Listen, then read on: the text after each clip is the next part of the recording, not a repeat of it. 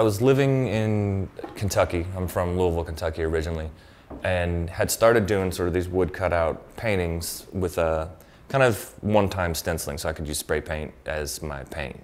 And just kept playing with that, and then got into a magazine called New American Paintings, and it just kind of gave me that idea that like, well, I can't go any farther with this living in Kentucky. Like, I need to move. I'd just been to New York for 2 weeks, had a really good friend living there that had an empty room.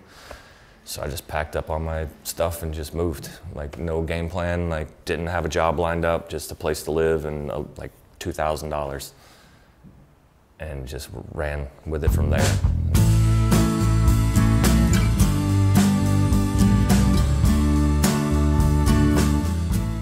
You know, it's that thing people always say, it's just like, you know, punk rock and skateboarding saved my life. It's like, I don't know what I'd be doing if I hadn't done just some skinny, weird kid from Kentucky. Like, this all helped me get out of Kentucky and get to live in New York and get to live in LA. It's like, it's been pretty awesome. And it was like Mark Gonzalez and Nodis, and seeing those dudes just like painting on their grip tape, painting their shoes.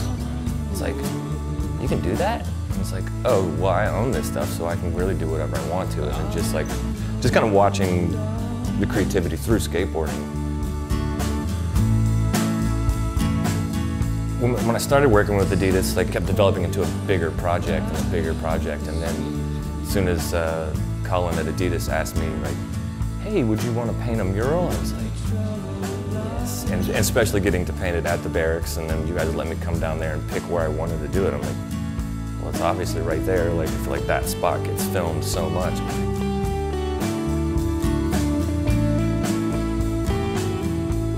Like, I've created this weird universe called Yad, and it's these wizards and warriors, and they just live in this crazy universe. So a lot of the character from that ended up in the collection I'm doing with Adidas. So it was just sort of a no-brainer for me that, like, he's sort of like the god of this world.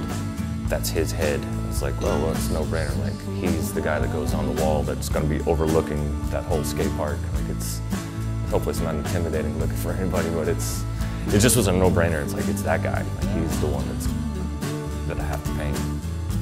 I honestly have never painted anything that big, so it's like super exciting to try my hand at that. I'd say the biggest thing I'm doing right now is about like maybe 8 feet tall, 4 foot by 8 foot.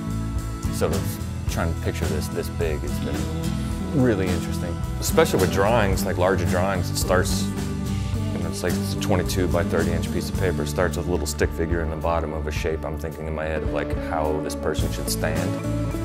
And then pretty much from there I just make it up. That's the only game plan, is like a guy holding a sword or some situation like that. And other than that, like, I don't really have a plan, and I like to just see where it goes and like what I might be able to learn from it, or mistakes to not do again. We definitely learned a lot, which is awesome. Like, that's kind of what you always want out of doing stuff like this, is learning new things and new ways to do things. Like, I wouldn't necessarily consider myself a painter with brushes, and like, so that was really fun to do this brushes. It's been really interesting. Learn how to trust myself a little bit more.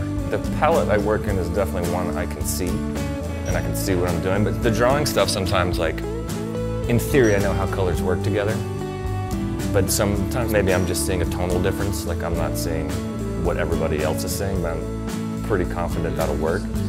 But even through like experimenting with that, I think the odd color combinations I tend to put together ended up becoming something that worked in itself. So just go for it.